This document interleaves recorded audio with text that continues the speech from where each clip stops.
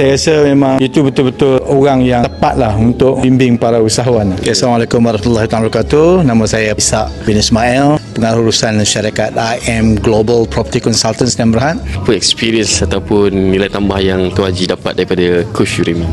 Well, saya rasa very amazing sebab dia bagi satu case study yang memang berpijak di bumi nyata, bukan mengambil daripada teori, daripada buku. Sebagai orang yang pernah melalui Masters MBA, kita banyak buat case study. Saya rasa ini satu case study yang memang tepat lah. Jadi bila kita tengok case study itu, kita banyak boleh belajar. Dan saya rasa di pengalaman dia sendiri di dalam Jekyll, dalam Ihsan, dan saya pun melihat bagaimana perkembangan Ihsan itu dan juga Jekyll. Jadi saya rasa memang itu betul-betul orang yang tepat lah untuk membimbing para usahawan. Ada tak poin-poin yang macam sampai sekarang macam ini betul-betul scrubbing, laundering ataupun terkesan lah? Saya rasa the balance scorecard tu, bagaimana kita melihat the finance part, the customer part, kita mengukur setiap tu. Tetapi satu lagi memang di awal tu menyentuh adalah eyes to win, bagaimana hablum minallah dan hablum minan nas itu cantumkan dan kita bawa benda tu. Sebenarnya kita nak tahu bahawa kita buat bisnes ini adalah is a command of Allah. Ini adalah satu ibadah, dan kita bila kita buat satu ibadah itu, kita kena buat bersungguh-sungguh. Kita pastikan semua kita patuhi semua rukun-rukun tu,